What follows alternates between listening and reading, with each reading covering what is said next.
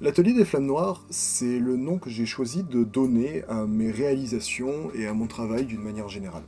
Arrivé au bout d'un moment, à force de créer des pièces un peu à droite à gauche, j'ai voulu avoir une approche, on va dire, un peu plus officielle de mon travail, et je me suis dit, pourquoi pas trouver un nom. À partir de là, j'ai choisi l'Atelier des Flammes Noires. Alors pourquoi? Tout simplement parce que l'atelier, c'est un lieu où on crée, où on imagine, tout en restant dans une échelle assez, dans une dimension assez humaine, en fait. Contrairement à une industrie ou à une entreprise, un atelier, ça évoque toujours quelque chose d'assez humain, d'assez artisan, d'assez artisanal.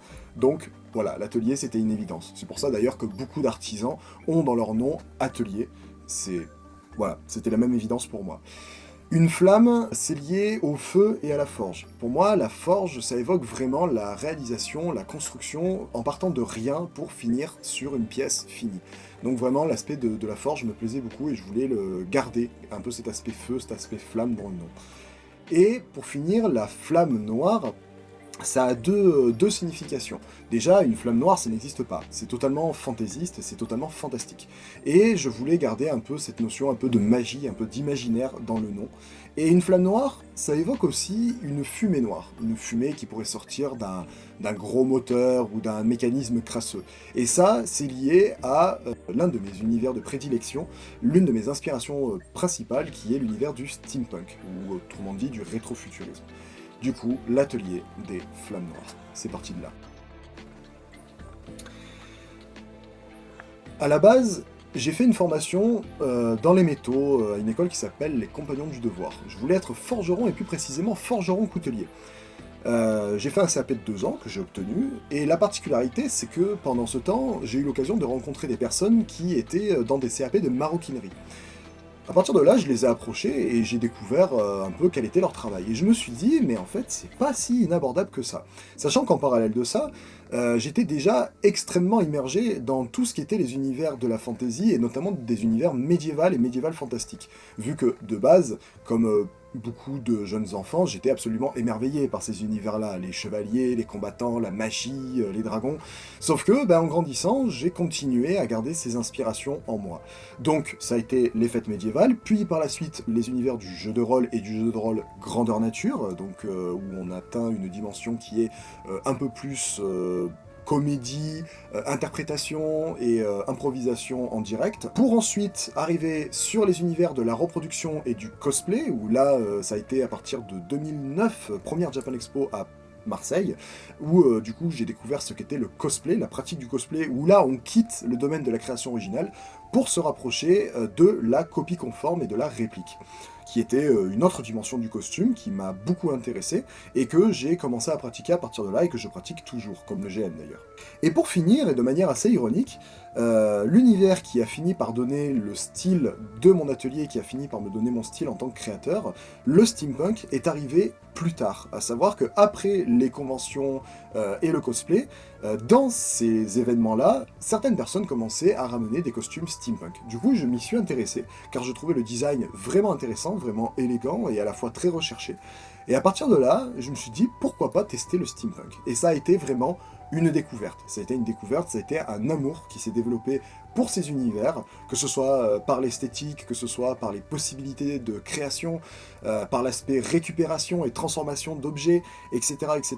Le steampunk est vraiment devenu un peu mon visuel, que ce soit au niveau de beaucoup de mes costumes de scène, ou alors même au niveau de mon logo et de l'esthétique générale de l'atelier. Le steampunk avait sa place qui était marquée, hein, c'était marqué au fer rouge, si je puis dire.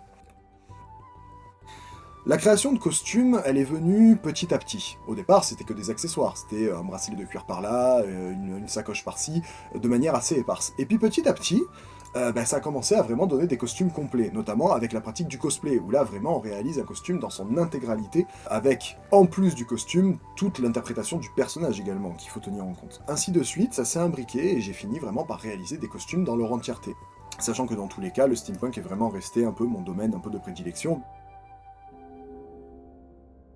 La réalisation de ce reportage, en fait, elle fait écho à un autre reportage qui a été fait il y a déjà de nombreuses années.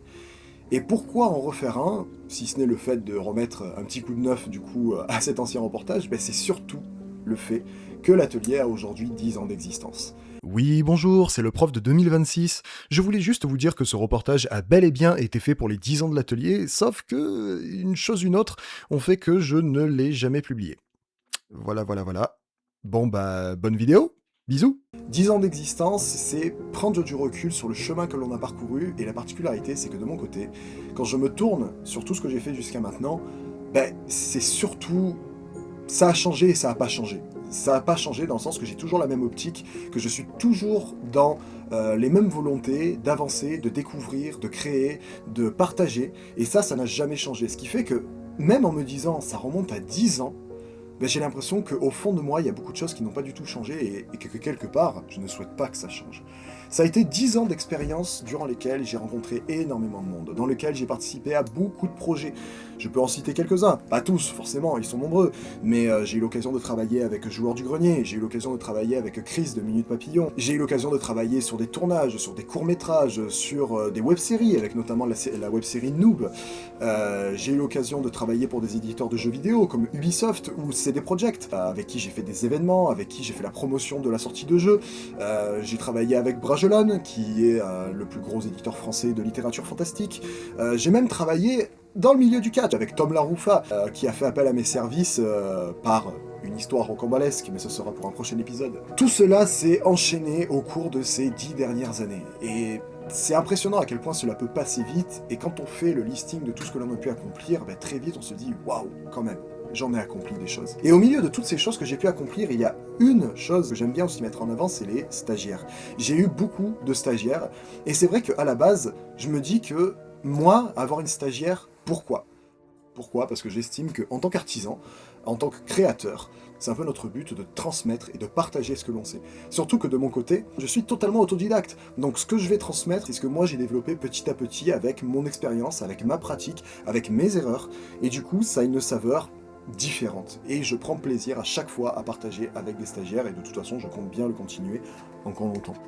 Au niveau des rencontres que j'ai pu faire, il y a aussi eu sur le domaine professionnel avec tout le domaine de l'artisanat. Et dans l'artisanat, il y a énormément de monde.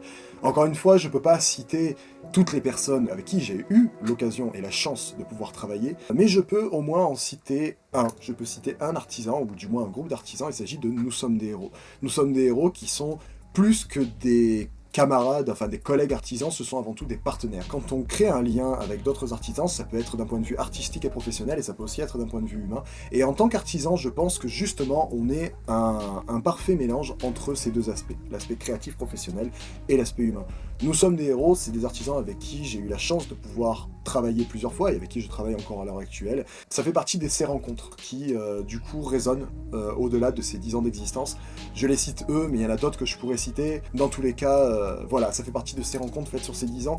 Et quand je parle d'artistes, je veux aussi mettre en avant une catégorie d'artistes que j'apprécie particulièrement et à qui je veux rendre hommage, à savoir les photographes. Alors, encore une fois, des photographes, je peux en citer énormément, et énormément le mérite, et vraiment je le pense. Mais je veux en citer un en particulier, qui n'est autre que Cizel La Mascarade, qui est un photographe avec qui je travaille déjà depuis de nombreuses années, avec qui j'ai mené à bien beaucoup de projets, et ça fait partie, encore une fois, de ces rencontres qui ont grandi avec moi au fil du temps. L'atelier, les 10 ans de l'atelier, c'est aussi rencontrer des gens avec qui on crée un lien, et avec qui on crée une histoire, son histoire. Et Cizel La Mascarade en fait partie. C'est un artiste accompli avec qui je prends plaisir à faire tous les projets qu'on a mis en place. Et surtout, en tant que photographe, je lui serai éternellement reconnaissant. Pour tous les photographes avec qui j'ai l'occasion de travailler, j'aurai toujours beaucoup de reconnaissance, car leur travail permet de mettre en avant notre travail. Et je pense sincèrement que sans l'existence des photographes, ce serait différent, certainement, mais je pense plus compliqué pour nous, créateurs, de vraiment mettre en avant de manière aussi belle et accomplie ce que l'on a réalisé. Au niveau des projets que je pourrais avoir, il y en a plein. Il y en a plein, il y en a tout le temps. Des projets, il y en aura toujours. Je vais plus vous parler, plus que d'un projet, je vais vous parler d'un rêve. Un jour, je me suis dit, mais est-ce que j'ai un rêve ? Et pourquoi pas celui-là ? De pouvoir acquérir une ancienne bâtisse, genre un petit château, un petit manoir, parce qu'on est sur un rêve, d'acquérir une bâtisse, une ancienne bâtisse du patrimoine français, de la remettre en état, de la restaurer, et de conserver une partie de l'espace, parce que c'est des grands bâtiments, de garder une partie de cet espace pour en faire déjà un immense atelier. Et un atelier qui ne serait pas seulement le mien, mais un atelier qui serait avant tout participatif, un lieu de culture, de partage et de découverte. Un lieu où des jeunes artistes pourraient venir faire des petites sessions pour essayer de tester des créations, pour essayer d'avoir un petit peu plus de place. Un lieu où on pourrait mettre en place des expositions plus ou moins éphémères. Un lieu où on pourrait mettre en place du jeu de rôle à plus grande échelle. Un lieu qui se veut artistique et vivant. Et si je devais vraiment citer un projet, et plus qu'un projet, un rêve, ce serait celui-là. Alors, je vous dis ça, il n'y a rien qui est écrit. J'ai pas commencé à chercher des lieux, j'ai pas commencé à faire quoi que ce soit, je me dis juste qu'un jour, ce serait bien que je me penche dessus. Pour l'instant, j'ai déjà bien à faire. Mais en tout cas, l'idée est posée. Et qui sait, pourquoi pas, un jour cela prendra vie. On l'espère en tout cas. Quoi qu'il en soit, de mon côté, et au bout de ces 10 années d'existence, je regrette, comme le disait Edith Piaf, je ne regrette rien. J'avance, je construis, je rencontre de nouvelles personnes, je découvre de nouvelles choses, j'apprends moi aussi de mon côté. Et c'est ce que je tiens à faire encore, et ce, le plus longtemps possible.